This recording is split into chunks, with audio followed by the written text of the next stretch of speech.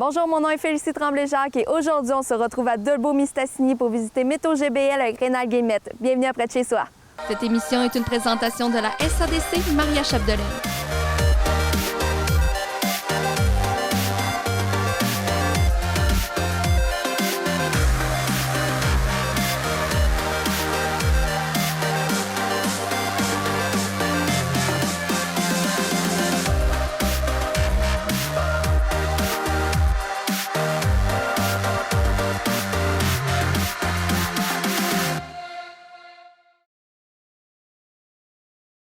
Merci beaucoup, M. Rénal Guillemette, de nous accueillir ici chez Métaux GBL. Pouvez-vous nous expliquer en quoi consiste votre entreprise? Bien oui, certainement. Puis ça me fait plaisir de vous recevoir ce matin. Métaux GBL, c'est une entreprise de fabrication de structures d'acier et d'installation de structures. L'entreprise existe depuis 1981. On avait les fondateurs qui étaient GBL, qui étaient Guillemette, Bouliane et Lavoie. Et dans les premières années, c'était un atelier de soudure simplement. Et au début des années 90, ça a commencé à se spécialiser vers les bâtiments en structure d'acier pour grandir avec les années. Et quand vous avez débuté, c'était quoi votre mandat premier? C'était quoi l'activité que vous vouliez faire le plus? Au départ, c'était les trois actionnaires. C'était un atelier de soudure de base. Donc, c'était rendre de service de soudure ici dans les environs. C'était la base même de l'entreprise au départ. Puis ensuite, avec les années, les gens se sont cherchés une mission un peu plus précise et avec les années, ça s'est orienté vers la structure d'acier. Et comment vous avez justement pris de l'expansion? En quel ordre vous avez justement ajouté des services? Bien, je te dirais, je pense que c'est venu un peu instinctivement. C'est qu'il y a eu des besoins de structure, se spécialiser là-dedans. La demande est venue aussi. Fait qu'avec les années, c'est vraiment là, la structure d'acier, c'est comme imposée comme telle. Ça fitait avec l'entreprise, c'était avec les orientations. Puis graduellement, l'entreprise a pris de l'expérience dans le domaine et a grossi un petit peu les contrats. Et vous, personnellement, comment vous vous êtes lancé justement dans le côté des métaux? Bien, c'est mon frère, Régent, qui était le fondateur avec M. Bouliane puis M. Lavoie. Je pense que c'est tout simplement une opportunité qui s'est présentée au niveau des structures d'acier, parce que métaux, mon frère était soudeur de base comme métier, fait qu'il avait le goût de devenir entrepreneur. Et avec les deux confrères, ils ont décidé de lancer une petite entreprise. Puis, comme c'était des soudeurs, bien, ils se sont lancés dans les métaux au départ, les métaux de base. Quand tout a débuté, vous étiez 3 employés seulement? Oui, au départ, il y avait les 3 actionnaires comme employés, puis il s'est ajouté quand même rapidement une couple d'employés. L'entreprise est restée quand même, on va dire, l'entreprise est restée quand même de base plusieurs années avec 4-5 employés, 5-6 employés. Puis il travaillait avec ça qu'un chiffre d'affaires X, oui. Et maintenant, vous êtes rendu avec combien d'employés environ?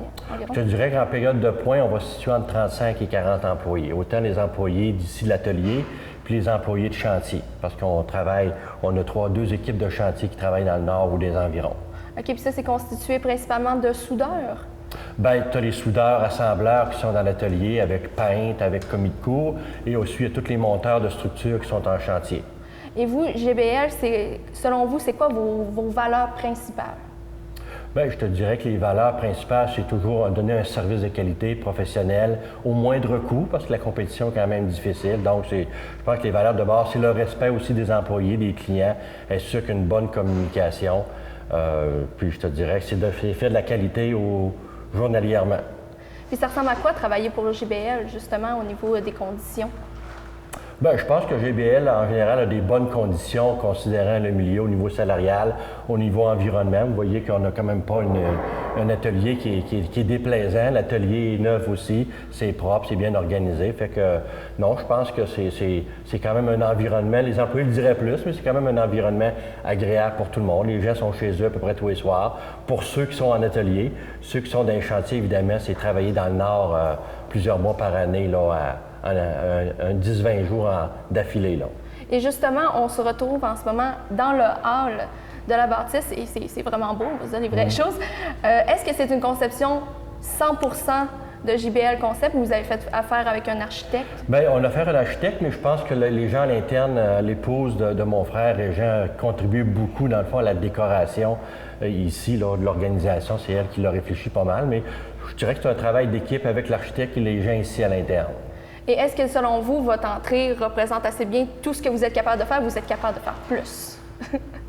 Bien, je te dirais que le hall représente pas mal ce qu'on fait, parce que c'est une bâtisse qui est un mélange de bois et un mélange d'acier. Le bois, parce on monte aussi des structures de bois, puis l'acier, bien, c'est parce que c'est quand même notre core business, c'est quand même notre business principal, là, l'acier.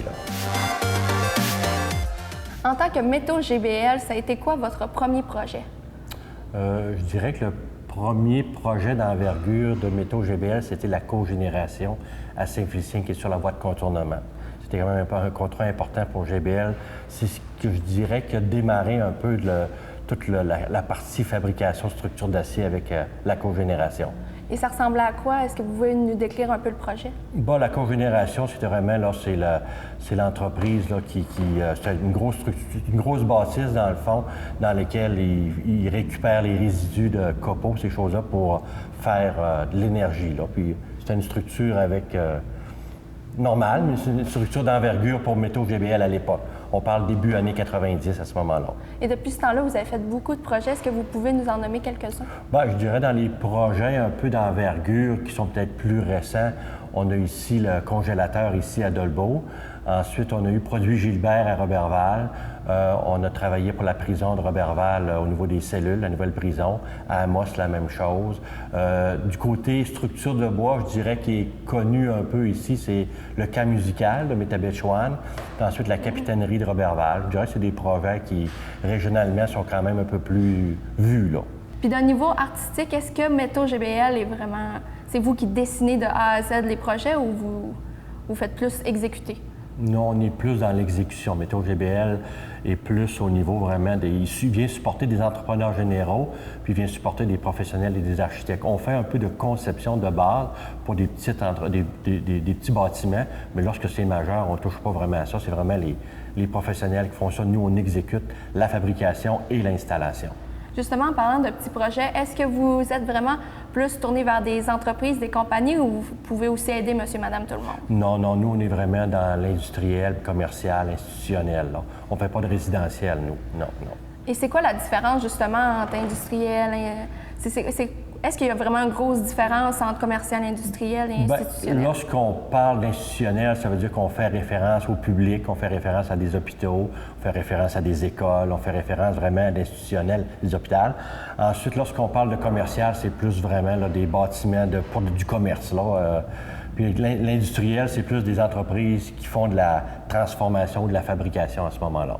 Donc, concrètement, c'est vraiment la grosseur qui change plus que le style de construction? Bien, c'est vraiment adapté. C'est sûr que c'est toujours un bâtiment. Quand tu es dans l'industriel, c'est du métal lourd, c'est du métal plus fort. Quand tu es dans le commercial, souvent, c'est du métal un peu plus léger. Mais ça reste des bâtiments d'une façon adaptée au goût des professionnels. Lorsque vous arrivez dans un nouveau projet, c'est quoi les étapes de conception? Bien, quand on arrive dans un nouveau projet, je dirais que nous, au départ, on fait une soumission avec l'entrepreneur général sur les plans et devis qui nous font référence. Et ensuite, si on obtient la soumission à ce moment-là, bien, nous, on obtient les plans de construction. On fait faire les dessins d'atelier qu'on appelle pour que les gens puissent fabriquer en atelier. Et ensuite, on va procéder à l'installation. Donc, au niveau, c'est vraiment très, très technique, là. Je veux dire, c'est... Vous avez combien de personnes qui sont justement dédiées à l'installation? À l'installation, ça peut varier des équipes je dirais, dépendamment des saisons, là, ça peut aller de 5 jusqu'à une vingtaine, là, au niveau des installations. Ça dépend encore de la grosseur des bâtiments et ça dépend évidemment les projets qui sont en cours. Puis en moyenne, combien de temps vous pensez que ça prend, mettons, un projet de taille moyenne pour Métaux GBL, ça prend combien de temps environ à faire? Bien, je dirais, de taille moyenne, je dirais qu'on met en atelier environ 2 à 3 semaines et en chantier, c'est à peu près l'équivalent. Donc, je dirais qu'un projet moyen, là, sur sa durée, c'est environ de 5 à 6 semaines.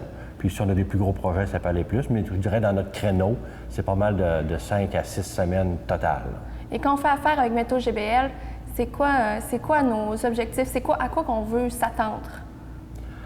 Bien, je te dirais que nous, on vise toujours, évidemment, la qualité, la livraison. Ce qui est important pour les clients, souvent, c'est les échéanciers. Donc, les autres, ils s'attendent que, mettons, notre partie à nous va terminer telle date. Donc, le respect des échéanciers puis le respect des coûts, c'est pas mal ce que les gens s'attendent, là. Puis, évidemment, un travail de qualité. Ça, c'est la base. Lors d'une rencontre client, qu'est-ce que vous devez savoir avant de débuter? Avant une rencontre client, qu'est-ce qu'on doit savoir avant de débuter? Je te dirais, ça commence toujours, comme je disais tout à l'heure, par la soumission. Il n'y a pas nécessairement toujours de rencontre client face à face. C'est vraiment, beaucoup se fait par Internet, par téléphone, par transfert de dessin, parce que nous, c'est la soumission au départ. Puis ensuite, beaucoup de correspondance ou de communication pour comprendre la soumission. Lorsque la soumission est réalisée, bien, à ce moment-là, on tombe vraiment plus dans l'exécution. Donc, dessin d'atelier, comme je disais tout à l'heure, là, puis la routine, là. Donc, je te dirais, c'est une communication constante pour bien comprendre le besoin du client par rapport au devis qu'il nous soumet. Et depuis tout à l'heure, on parle d'acier, mais on parle aussi de bois lamellé. Puis je voulais savoir, est-ce que vous faites des constructions 100% quelque chose ou vous avez plus tendance à faire des mélanges? Encore là, ça dépend de la demande du client. Ça veut dire des clients que quand on monte des structures de bois seulement, ça veut dire que le client voulait, exemple, une piscine, mais avec une structure de bois, donc on va faire que la structure de bois. Et on a fait quand même plusieurs bâtisses où il y a un mix de bois et d'acier. On a fait quand même plusieurs avec les réserves indiennes, autochtones dans le Nord. On a quand même réalisé quelques projets. C'est un mix acier et bois. Et est-ce qu'il y a un avantage justement à faire un mélange ou c'est vraiment plus un côté esthétique? Non, c'est vraiment au goût du client. Là, c'est vraiment une question, je te dirais, c'est une question de goût, parce que souvent au niveau du bois, c'est peut-être un petit peu plus luxueux en termes de les halls d'entrée, au bonheur de l'accueil client. Au niveau du bois, c'est peut-être plus chaleureux, plus luxueux. L'acier est peut-être plus froid, mais plus facilement utilisable, peut-être un petit peu moins dispendieux aussi que le bois, là. Et est-ce que vous avez plus tendance à faire, bien c'est sûr, c'est à la demande du client, mais est-ce que vous êtes plus traditionnel, plus moderne, ou vous aimez justement qu'on sente qu'il y ait un peu des deux? On ne décide pas.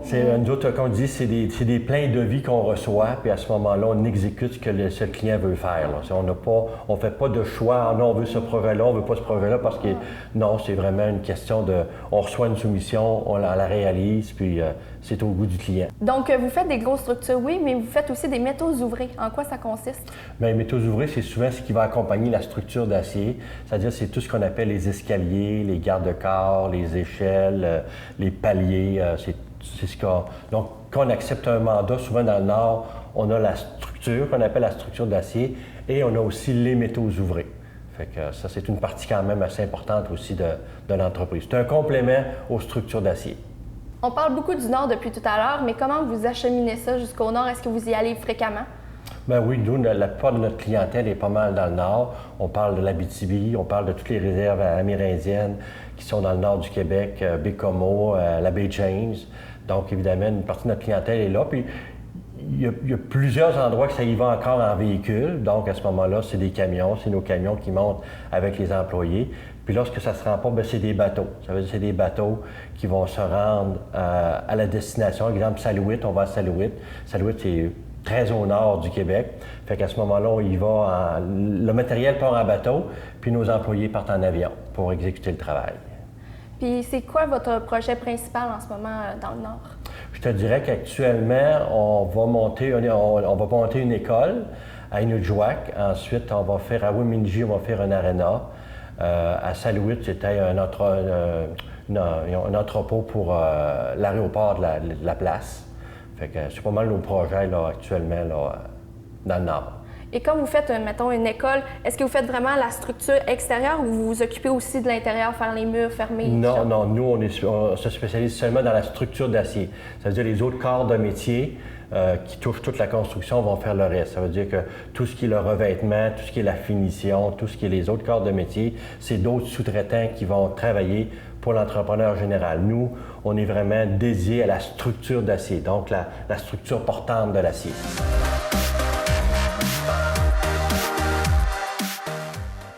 Là, on se trouve comme devant l'atelier.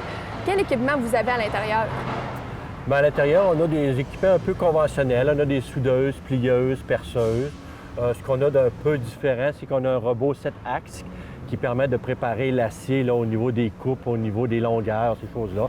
C'est la partie un peu plus automatisée qu'on a développée en investissant ici sur la rue Gagnon. Là. Puis côté extérieur, qu'est-ce qui nous entoure en fait en ce moment? Bien, je te dirais que c'est notre matériel brut. Là. Je te dirais que c'est le matériel qu'on utilise de façon générale pour faire de la fabrication. Nous, on achète sur projet spécifiquement.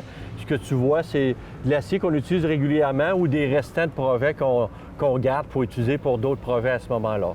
Et d'où vient votre acier?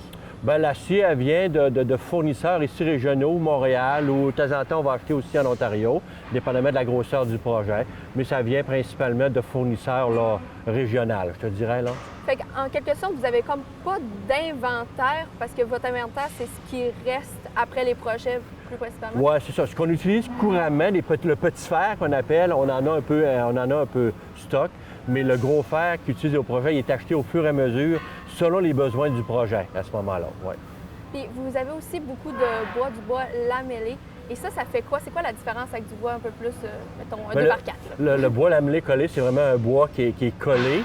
C'est un bois d'ingénierie qu'on appelle qui est collé, qui a une résistance structurelle un peu plus élevée, normalement, que le 2x4 comme on veut. Là. Souvent, ça va faire des grosses poutres, des grosses colonnes. Ça peut faire du 6 par 10, ça peut faire aussi gros qu'on veut parce que c'est lamelé collé. Donc, c'est le besoin du client qui va décider un peu de la grosseur du bois. C'est un bois d'ingénierie qu'on appelle. Et pourquoi vous avez plus opté pour ça, justement pour ces points-là, ou il y avait d'autres raisons? Bien, c'est parce que c'est le métier des monteurs de structures d'acier. Peuvent aussi monter des structures de bois. Donc, comme on avait des hommes des fois disponibles, bien, ça faisait un complément intéressant pour faire travailler nos individus. Fait qu'ils ont appris à monter le bois comme une structure d'acier va se monter, c'est boulonné. Une structure de bois est souvent boulonnée comme une structure d'acier est boulonnée. Puis en moyenne, ça dure combien de temps, justement, une structure d'acier ou une structure de bois? En termes de durée, tu veux dire? Bien, encore là, ça dépend du projet. Nous, on varie de projet encore là de 3 à 4 ou 5 semaines de montage parce qu'on ne fait pas le bois, on ne fait rien au niveau du bois. C'est vraiment Chantier Chibougamau principalement qui est notre client, qui lui fournit le bois. Puis nous, on s'occupe de monter la structure de bois pour lui. Puis une fois que la structure est montée, là, c'est quoi la garantie? Genre, est-ce que c'est un 10 ans, un 15 ans sans besoin de retouche ou... Bien, je te dirais que de façon régulière, le monde exige à peu près un 5 ans de garantie au niveau structurel. C'est-à-dire s'assurer que la bâtisse ne va pas s'effondrer au bout de 5 ans. Là. Ça fait que c'est des garanties légales qui sont déjà prévues au niveau du Code civil. Là. Puis côté du bois, quel entretien qu'il faut faire un coup qu'on a ça? Nous, on ne s'occupe pas du bois. Un coup qu'on l'a installé, on ne s'occupe pas de l'entretien. C'est vraiment, je te dirais, le propriétaire qui devient responsable un peu de son entretien au niveau du bois. S'il veut verni, s'il veut naturel, c'est lui qui va décider, puis on ne s'occupe pas d'entretien. Okay. Comme dans les structures d'acier, on n'a pas vraiment d'entretien à faire aussi, parce que souvent la structure est recouverte lorsqu'on a quitté le chantier. Là. Fait qu'il n'y a pas vraiment d'entretien à faire. Puis il vous arrive aussi de faire du revêtement parfois. Pourquoi est-ce pas si fréquent que ça, en fait? Bien, c'est parce que c'est pas quelque chose qu'on a mis vraiment de l'accent là-dessus. Lorsqu'on nous le demande, bien, on fait certains panneaux, comme ici, l'entreprise a des panneaux, c'est nous qui les installés. Puis lorsque d'autres entreprises demandent à avoir des panneaux similaires, bien, on a la capacité de les installer. Mais notre core business, comme on dit, beaucoup plus, si tu veux, au niveau des structures d'acier et des métaux givrés. Là. On a parlé de l'équipement intérieur, mais au niveau de l'équipement extérieur, quel genre de véhicule vous avez pour faire vos transports, pour déplacer les morceaux d'acier? Bien, nous, dans la course, c'est principalement des chariots élévateurs qui permettent de manutentionner le bois. On a des ponts roulants. On a quand même à l'intérieur 3 ponts roulants, puis à l'extérieur 2 ponts roulants qui permettent de manutentionner le matériel. Au niveau du transport, bien, à ce moment-là, on fait affaire avec des transporteurs locaux, du Maine ici à Dolbeau. On prépare les trailers, puis eux vont aller porter l'acier au projet, au chantier qui était déterminé à ce moment-là. Là. Ouais.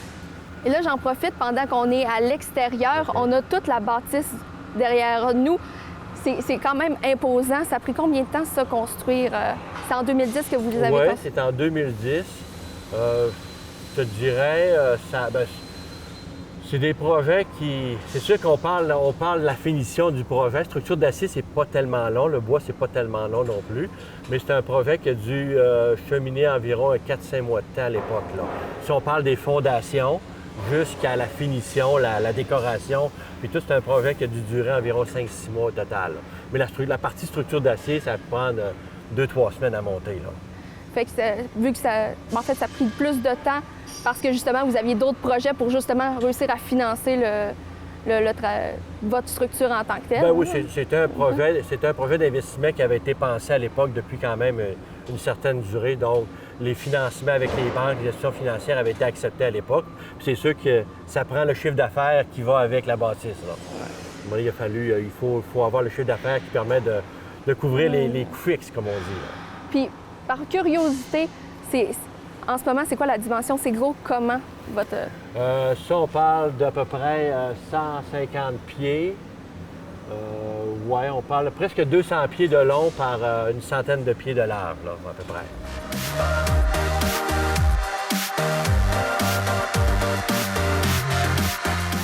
Depuis tout à l'heure, on parle beaucoup du Nord, mais jusqu'où s'étendent vos services? Bien, nos services, je te dirais qu'ils s'étendent, là, si tu vas à la baie James, ensuite tu vas aller à tout ce qui est le nord du Québec, le nord-est, le nord-ouest du Québec, tout ce qui est l'Abitibi, Saguenay-Lac-Saint-Jean, bien sûr, puis assez loin dans le nord. Toute la baie James, si on montait dans le nord, on couvre un très, très grand territoire en termes d'entreprise. Et est-ce que vous avez comme projet, d'un moment donné, sortir du Québec, vous étendre vers le reste du Canada? Non, je te dirais qu'à court terme, pas vraiment. Actuellement, avec la grosseur d'entreprise qu'on est là, je pense qu'on a suffisamment de clients pour la gérer. Les projets futurs ne sont pas encore vraiment déterminés, mais c'est neuf comme bâtisse. Fait que là, on est en train de s'adapter avec ça, puis on développe, on essaie de grossir le chiffre d'affaires un peu plus, puis exploiter l'entreprise au maximum. On n'est quand même pas en pleine production ici, là. On serait capable d'en faire peut-être un 10 000 heures de plus par année, là. Fait qu'on travaille vraiment pour amener un chiffre d'affaires, mais plus à partir de notre clientèle régulière, là, qui est tout le nord du Québec. Le sud, il y a déjà beaucoup de compétition au niveau du sud, donc nous, on maintient notre créneau au niveau du nord du Québec, là. Est-ce qu'il y a des régions que vous n'avez pas encore réussi à attirer vers votre entreprise, selon vous? Non, à part le sud du Québec, là, Québec, Montréal, Trois-Rivières, ces choses-là, où on ne va pas vraiment. Tout ce qui est le nord du Québec, bien, on va à peu près partout. C'est sûr, d'une année à l'autre, c'est pas toujours les mêmes provinces, c'est pas toujours dans le même territoire, mais si on étend ça sur quelques années, on couvre pas mal tous les secteurs là, du nord du Québec. Là. On est beaucoup proche des mines, beaucoup proche des réserves amérindiennes. On est évidemment proche Hydro-Québec, notre client Hydro-Québec aussi. Fait que beaucoup d'entrepreneurs généraux avec lesquels on travaille qui sont aussi dans le nord là, à ce moment-là. Et tantôt, on a parlé un peu de l'ambiance de travail. Vous essayez qu'on ait un bon environnement de travail, mais vous essayez aussi qu'on ait un bon environnement, tout court, un environnement vert. Qu'est-ce que vous faites au niveau de l'empreinte écologique? Bien, encore là, au niveau de l'entreprise, je te dirais qu'on n'a pas des tonnes de choses. Au niveau de la construction, les entrepreneurs utilisent, je dirais les architectes utilisent beaucoup maintenant le LEED, qui fait en sorte que les matériaux qu'on utilise, il faut qu'ils soient le plus proche possible. Donc, je te dirais que l'environnement de construction s'en va de plus en plus vers un environnement vert. Puis au niveau des partenariats, est-ce que vous en avez des définis, des précis? Avec d'autres personnes, pas dans le domaine nécessairement, je dirais, de l'acier. Souvent, on va faire des travaux en sous-traitance. Donc, on demande à des gens ou des confrères qui sont dans le même métier que nous de faire de la sous-traitance. Puis au niveau des partenariats, bien, ça fonctionne plus avec des entrepreneurs généraux avec lesquels on fait faire des soumissions. Puis on exécute la part de métier qu'on a à faire. On n'a pas encore été dans des domaines, puis peut-être un jour on ira, mais dans des domaines dans lesquels on crée un genre de consortium ou un partenariat pour des projets un peu plus importants. Là, ça va venir peut-être un peu plus tard. Mais pour le moment, c'est pas un domaine qu'on a vraiment exploité. Là. On travaille encore sous le style d'entrepreneurs spécialisés. Métaux GBL, ça a commencé en 1981. Qu'est-ce que vous pensez qui va arriver dans l'avenir? Est-ce que vous avez pensé au futur de l'entreprise? Oui, oui, c'est une préoccupation qu'on a toujours, évidemment, pour la continuité de l'entreprise. GBL, comme vous avez dit, a débuté en 81 avec 3 actionnaires. À l'époque, étaient M. Bouliane, M. Lavoie, puis mon frère Régent Guillemette. Évidemment, mon frère, si on calcule 31 ans, bien, il est rendu sur le bord de sa retraite. Ça veut dire qu'on est en train de préparer actuellement un petit peu le transfert de l'entreprise vers des actionnaires un peu plus jeunes, là. On a choisi certains jeunes au niveau de l'entreprise qui avaient de l'ambition et qui avaient le goût du défi, si on veut, parce que être en entreprise, c'est toujours un gros défi. Fait qu'on a fait une sélection, puis graduellement, on est en train de transférer les connaissances, transférer les processus, donner des rôles, responsabilités clairs à chacune des personnes. On a essayé d'aller vers une entreprise qui est beaucoup plus décentralisée que centralisée. Fait que là, on est en train de changer un petit peu les méthodes de travail, puis on est en train de se structurer pour tomber à un stade d'entreprise, je dirais, qui donne une qualité, puis un professionnalisme qui fait en sorte qu'on livre de la qualité. Puis les jeunes, on est en train de les monter dans ce domaine-là, puis aller chercher la formation nécessaire s'il y a lieu, là. Est-ce que c'était des jeunes qui travaillaient déjà ici ou vous avez resté un côté familial? Non, c'est des jeunes qui travaillent ici. Non, c'est des jeunes qui sont dans l'entreprise depuis peut-être 5, 6, 7, 10 ans, dépendamment. On a choisi un petit peu des jeunes clés. Puis on a passé le processus d'analyse, puis tout ce qu'il faut faire, puis on leur a demandé si ça les intéressait. Puis bon, on a déterminé un petit groupe de 5 là, qui graduellement vont prendre la relève. Fait que d'ici probablement un 4, 5, 6 ans, 7 ans, moi je vais faire un petit peu le transit entre mon frère puis la relève là, pour les guider là-dedans. Là. Selon vous, pourquoi on devrait faire affaire avec Métaux JBL? Bien, au risque de me répéter, je veux dire, on focus beaucoup sur la qualité du travail, on focus beaucoup sur le respect des échéanciers, sur le professionnalisme des gars. Puis je dirais qu'à ce moment-là, lorsqu'on fait affaire avec Métaux JBL, je pense que les clients vont croire qu'on va respecter les budgets et on va respecter les échéanciers qui ont été entendus selon les plans et devis. Puis on s'en fait un point d'honneur, d'avoir une bonne communication, puis de s'assurer que si on devait livrer telle date, bien, on va tout faire ce qui est nécessaire pour de livrer telle date à prix compétitif avec une excellente qualité. Et justement, si on veut faire affaire avec vous, comment on peut vous contacter? Bien, je dirais qu'on a un site Internet qui est métauxgbl.com, donc ils peuvent aller là. Puis on a ici, ils peuvent nous rejoindre au point de vue téléphonique, là, qui est, moi je donne un numéro de téléphone, là, mais ils peuvent nous rejoindre directement. Mais sur le site Internet, vous allez trouver tous les détails à ce moment-là. Site web qui est? métauxgbl.com. Okay. Ouais. Eh bien, merci beaucoup, Rénal Guillemette, de nous avoir accueillis ici, chez Métaux JBL. Et nous, on se voit la semaine prochaine pour un autre épisode de Près de chez soi.